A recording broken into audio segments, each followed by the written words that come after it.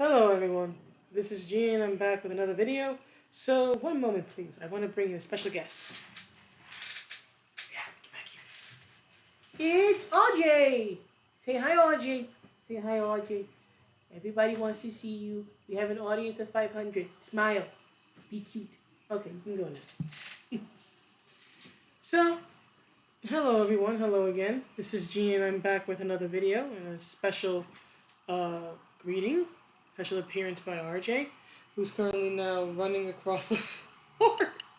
But anyway, I wanted to address this particular tweet here, right?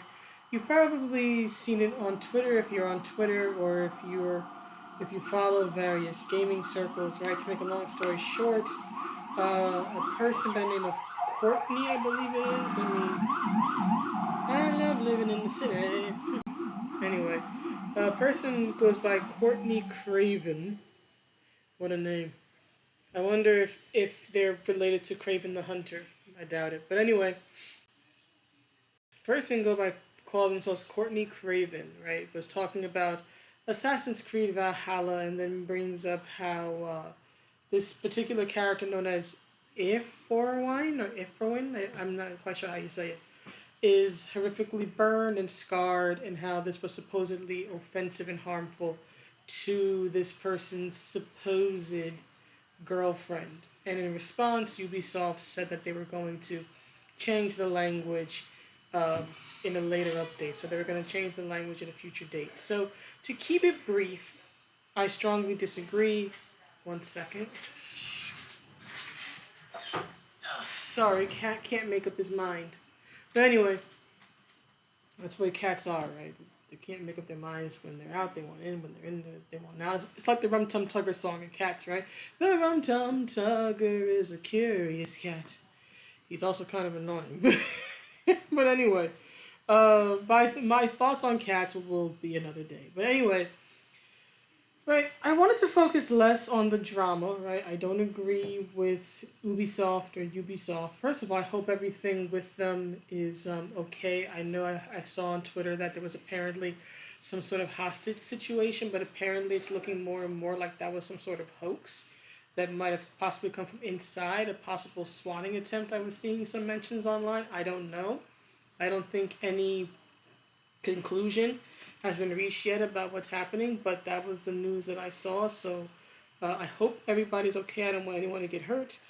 But if it was a hoax, if it was swatting, whoever that person is who did that, person or persons, is a colossal a-hole. You waste city resources, you waste people's time and money, and the time and money of the police department when you do that type of thing. And swatting, if it was a swatting in particular, can get people killed, because when the SWAT team is called in, they go in thinking that this is an incredibly dangerous, potentially violent situation. They are literally trained to shoot first, ask questions later. So when you have people who are trained in that sort of way, right, where their response is, okay, this is a violent, dangerous situation, right? SWAT are not beat cops, right? So when they're trained to more neutralize the threat as opposed to just subdue the threat, which is generally speaking what beat cops should be doing, is subduing people, not eliminating them, unless unless they have absolutely no choice. But when you bring in, you know, the guys who deal with very serious violent situations, and you bring them into a situation where they're already, you know, amped up and they're already, you know, kind of nervous, and just all that energy, right, it can turn out, and has in the past turned out to be incredibly deadly. So I'm hoping nothing goes wrong. How do I put it? If I have to choose a bad outcome, if I have to choose the lesser of two evils, I prefer it to be a hoax over a real life situation. But if it is a hoax, whoever did that is a colossal a-hole. Because not only do you put people, not just the people inside, but also the public, in potential danger, you also waste their time, resources that could be used to investigate actual crimes and help people who are actually in distress. You're wasting on a joke. So if it's a hoax, whoever did it, you're a colossal a-hole and a jerk, and I hope that you get arrested. And, you know, whatever the law is up in Canada, up in that part of, I think it's by Ontario, that part of Canada, whatever the law is, I hope that person, if it is indeed a hoax, is prosecuted to the fullest extent of the law possible in that particular situation. Now back to this, right? Ubisoft, I disagree with them changing, or rather saying they will change. They haven't changed it yet, but they're saying that they will change the language to not be so ableist, right, in a future update. Now, whether or not they actually will, we'll have to wait and see until they actually do it. But that's not really what I wanted to discuss. What I wanted to discuss more is character design and visual art and visual narrative, right?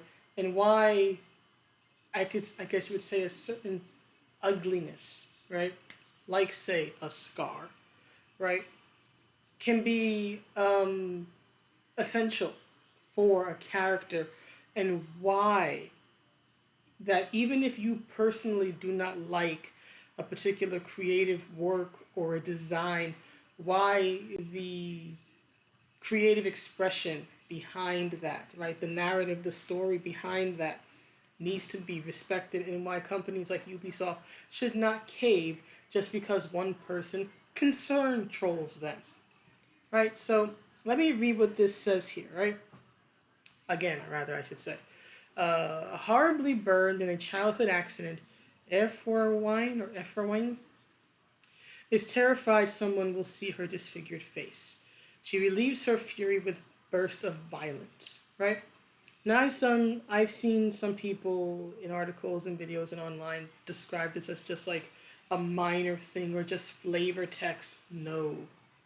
In my personal opinion, this is not just flavor text, just some minor thing. No. This is a character description.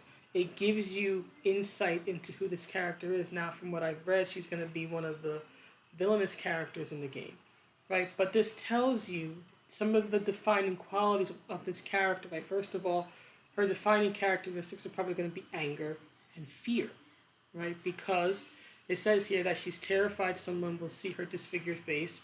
She relieves her fury with bursts of violence, right? So we know that she's incredibly violent, right? You could probably compare it to, say, Wolverine's berserker rages, right?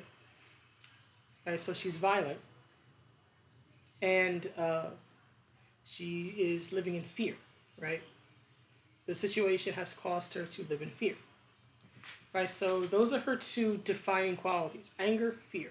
We also have a bit of secrecy because it says that she's terrified someone will see her disfigured face, which means that she's using some means. One moment. RJ, make up your mind.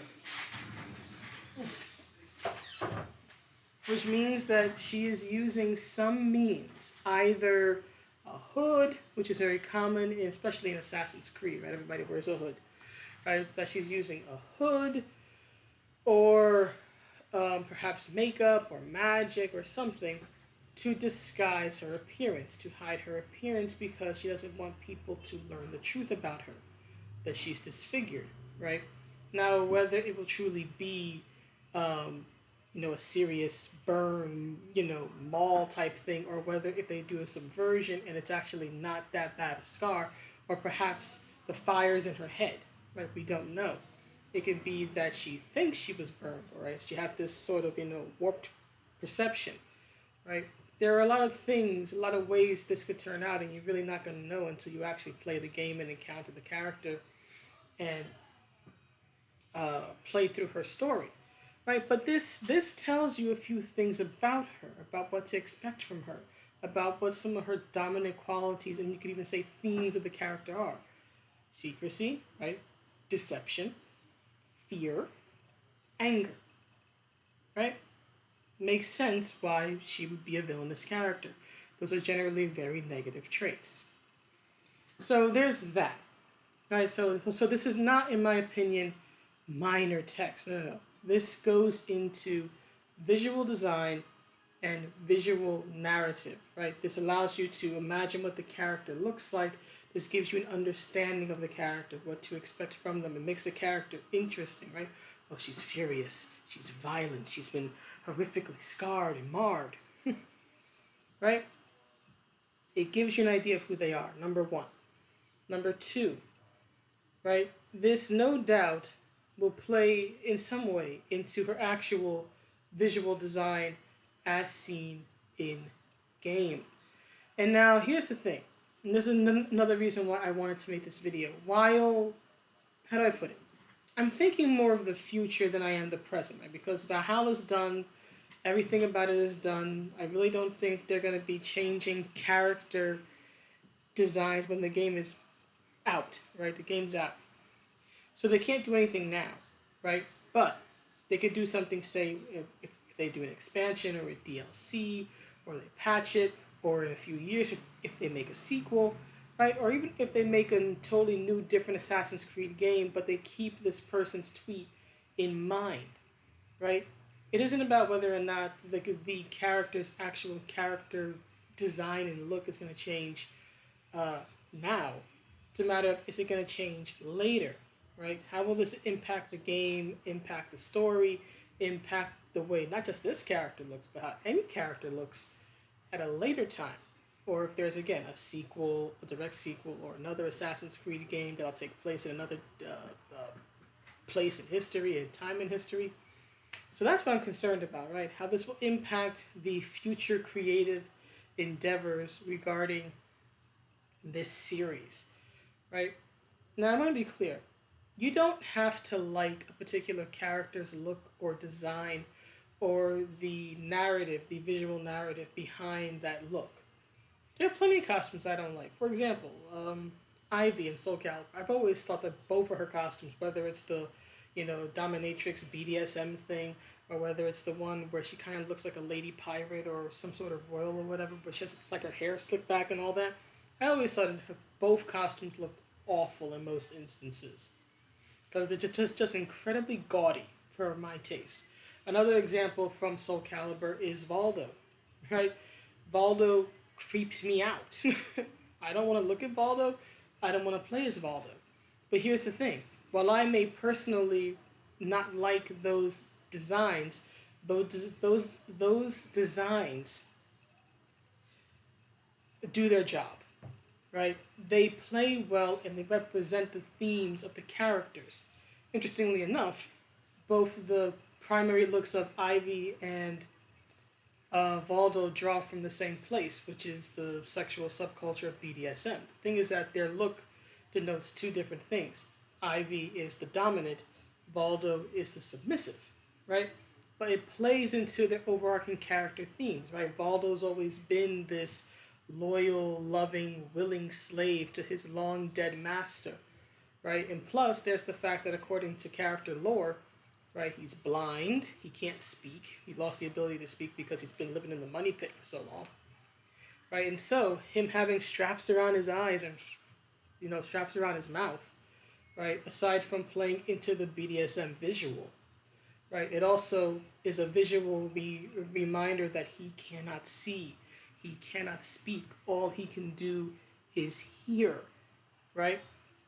They made him intentionally graphic and creepy, and it works. It plays into the idea that he's a submissive, he's happy in slavery, right? That's his purpose, to serve. In this case, he serves as the guardian of his master's money pit, right? So as much as I may personally dislike the look does its job. He's meant to be creepy AF, and the look does just that, right? And then again with Ivy, right? Her whole thing is domination and control, and ultimately trying to free herself from her father Cervantes' legacy, right? And then of course there's the idea that she is from royalty, right? Which is why there's purple, right? It ties into the alchemy element because so it's magic, and purple's long been symbolic of magic. Look at Sindel. Speaking of which, hi Sindel's cat. But anyway, there's that, right? So it ties. So just the color of Ivy's clothing, right, ties into royalty. Royals, nobles have long been associated with the color purple. Ties into magic and the occult, which has also been a huge factor in Ivy's history, in her character history. Even the fact that like one of her arms is like heavily armored, right?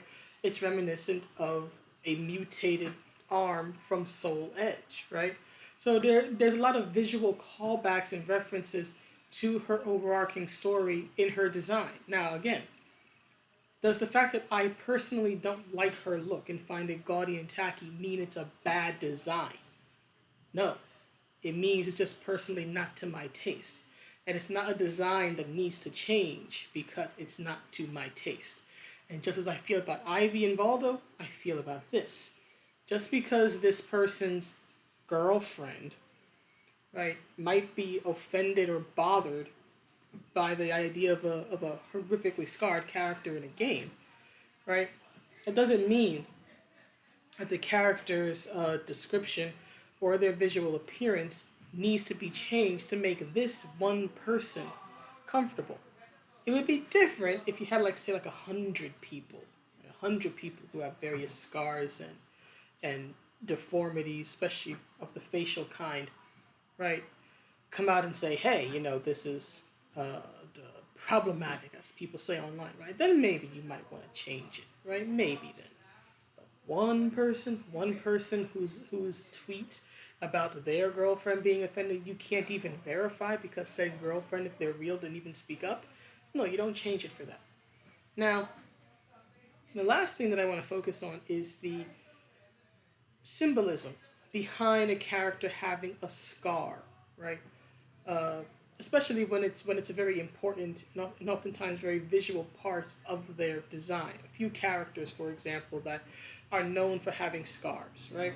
Zuko, right? Zuko has a burn scar over his eye, right? Because his father marred him for disrespect and disobedience at the age of 13, right? So there's Zuko.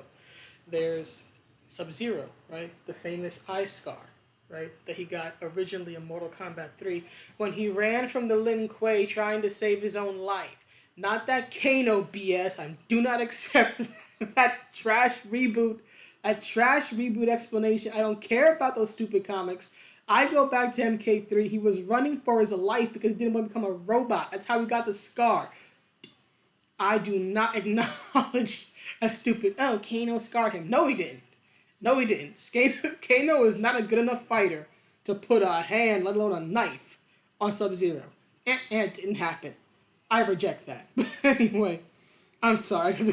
But anyhow, right, there is Sub-Zero scar, which they've held on to and put in various designs for the character, including MK11, for what, 20 plus years at this point. MK3 came out, what, 94, 95? Right, so there's that. Right, there's also characters such as, for example, Mass Effect. I'm about to say Fullmetal Alchemist, so that's another one too. But there's Mass Effect, right? You can play as whichever Shepard you choose, right? They come back scarred and everything, and either you can heal the scars with using some sort of in-game device, or basically if you choose the more Paragon good guy options, right, you heal and therefore the scars go away. Or if you choose the more bad guy anti-hero renegade options, right, the scarring gets worse, right, and it's more prominent. So it's sort of a reflection of your choices, right, in your characters, not just their mental state, but their moral state, right? Whereas one is healing them in a symbolic sense, and the other one is actually making their pains, in a sense, worse, right? But even in that, you had characters such as Jack. She has scars on her body. You don't really see it because of all the tattoos, but she has scars. I think there's a few on her head. There's Morden. He had one on his head. Right, there were several characters in that game who had scars on their body in various ways, right? There's a lot of Japanese anime and manga where characters have scars. There's, of course, Fullmetal Alchemist, right? Ed has scars, right, from where his metal limbs are attached. Roy has scars on the back of his hand and on his side from the burns from his fight with Lust. Riza not only has a freaking scar, but she has a damn tattoo on her back. You didn't learn this till like deep in the story, right? But that is symbolic of her connection to Roy and their very painful past together, right? Then you have going to like Rurouni Kenshin, right? You had a lot of characters who were scarred there. Right? Kenshin has the X scar on his face. Aoshi has a lot of scars on his upper body. Shishio is literally a burning man. He's freaking burned up. You want to talk about burn scarring? Try your entire body. Imagine if this person or this person's girlfriend saw the Kyoto arc of the Rurouni Kenshin anime or the films or the manga, right? Imagine how that would make them feel. Worried about your face, right? Think about your whole body, right? Or you can go into games like, say, Street Fighter, right? Zangief has scars from wrestling with bears. Right? Cammy has a slight scar on her face, right? Sagat, right? He's got scars. Hell, Sagat's missing an eye, right? Same thing with Hellsing, right? Integra loses her eye at the very end of the story, right? So those type of physical marrings, right? Losing an eye or getting a scar on the body, especially on the face, right? It's long been a part of visual and character design in various media and various mediums across countries.